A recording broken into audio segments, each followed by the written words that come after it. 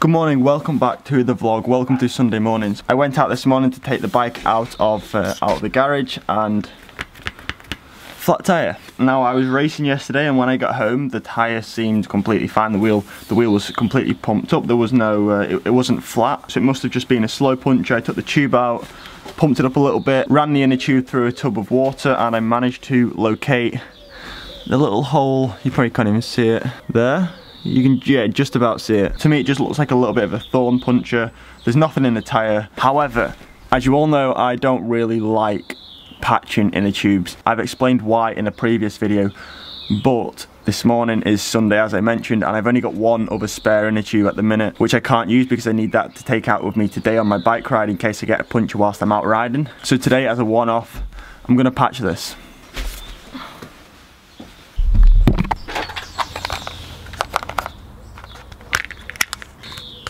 Now I could use this crayon to mark it, but I'm not going to because I can quite clearly see where the puncture is. Now I'm just going to give it a little bit of a sand to create a bit of a rough surface for the glue to bond to. Now it's time to apply the glue, put a decent amount on there. Now this is where people make the mistake. You've got to put the glue on and let it set for about 5 minutes, which I just have done. Now I'm going to choose an appropriate patch. It's only a tiny little punch, so we're just going to use the smallest one. Peel off his little film layer and then stick it right over the center of the puncture and press as hard as you can. Also, another little tip when you do this, make sure the inner tube is slightly pumped up and so it's slightly expanded. That way when you put it in the wheel and pump it up, it's going to put less pressure on the area around where the patch is. Alright, that's done. Time to get dressed and go riding. Oi, how about this? I've just ridden 5 minutes down the road and then realised I forgot my frame pump. What a muppet. I suppose it's better than finding out 2.5 hours into the ride when I get a puncture. But still, what a muppet. Got the pump. So there's no racing on this Sunday, but it's an absolutely stunning day to ride the bike. So making the most of those two combinations, and I'm out today getting a decent ride in the Ribble Valley. My plan today is to do about 4 hours around the lanes and go over a couple of decent climbs. 2 of them being the Trough of Bowland and Waddington Fell. Both are about 10-minute climbs. And yeah, just make the most of this incredible weather. No clouds, look at that.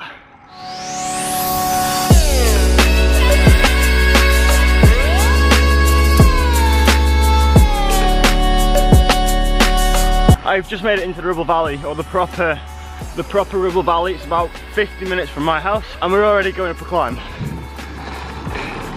Just a short one up to the top of there. So today's ride's 4 hours, the first 50 minutes and the last 50 minutes, so you know, half the ride is easy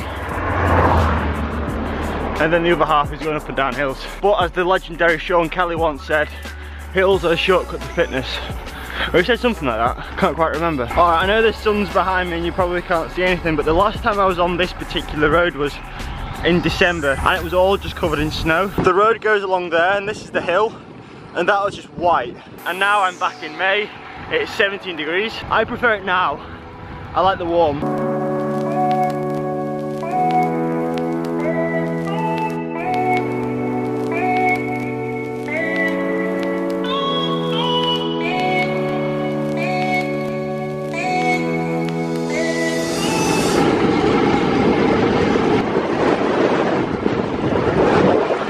At the minute, I'm literally in the middle of nowhere.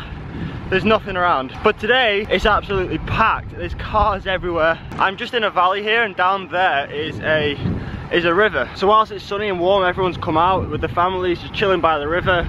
People have got barbecues. Alright, I've just climbed to the top of Waddington Fell here. There's the mast. Oh, you can't actually see the mast from here. Oh, it's over there. Anyway, I'm at the top of Waddington Fell. This is probably one of the highest sort of elevation points around here where I live, around Lancashire. We're at about 1,600 feet now. There's not much of a view though. But the descent down Waddington Fell is like dead straight, nice and steep. So I've set myself a challenge of hitting 50 mile an hour down this climb. I don't know if that's probably a little bit irresponsible, but hey, whatever. Speed overlay in 3, 2, 1.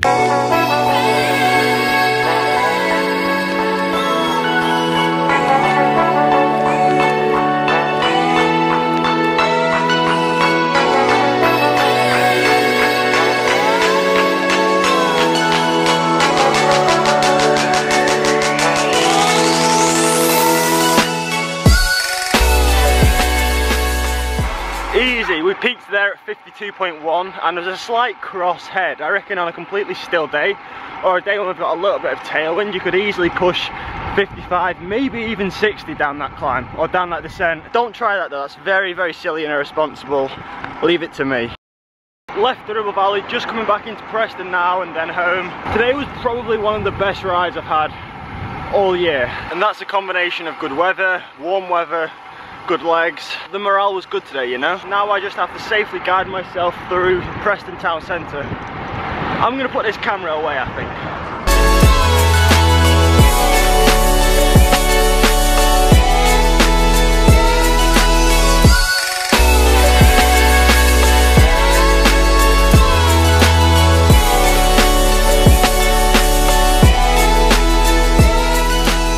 Just finishing up today's ride, I decided to do an extra like 8 miles to take you up to 90 miles. I did like 4 hours 45. The legs were good and so was the head, so I thought, why not? But I'm now looking forward to some food.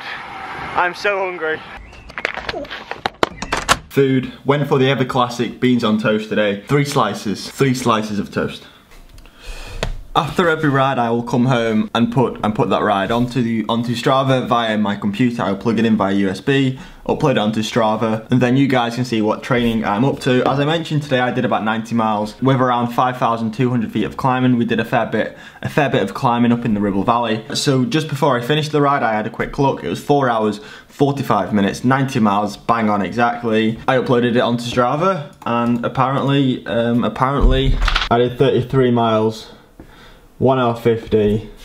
I started here, which I did in Eccleston, which is where I live, and then the ride ended here, wherever that was. Essentially, about 2/3 of today's ride is just missing. Up until about a month ago, I was using the Wahoo Element, and then I decided to go back to the Garmin because I've got a Garmin GoPro combination mount which I can use for racing, for onboard footage. And then about a week ago, I got a bigger mount, one that could fit the Wahoo Element, but I was just being a bit lazy and I was sticking to the Garmin 510. However, after today, this was the nail on the head.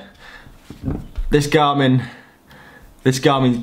going, and I'm going back on the Wahoo Element. I've never ever had a problem with this thing. In about the 3 or 4 months that I've owned this, never once had a problem. No GPS errors, no dropouts, no crazy glitches, nothing. There is nothing worse than doing a long, hard, solid ride, getting home, uploading it onto Strava, and you've got nothing to show for it.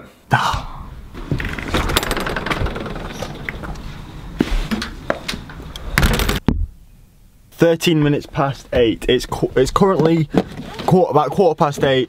I got home from training at 3 o'clock. Since then, I have done absolutely nothing. I've done some editing, some playing video games, mostly playing video games. I was just so tired after training. I literally haven't done anything. It's now 8:15. I've come around a little bit, I've recovered a little bit, and I feel like I want to do something. So whilst it's been such a nice, sunny and clear day, I think tonight's sunset is going to be so good. So me and Lexi down here, we're on a little bit of a sunset mission tonight.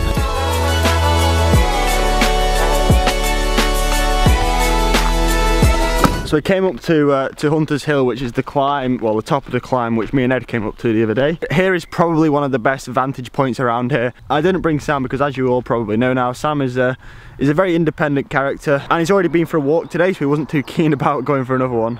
But the view from up here is so sick.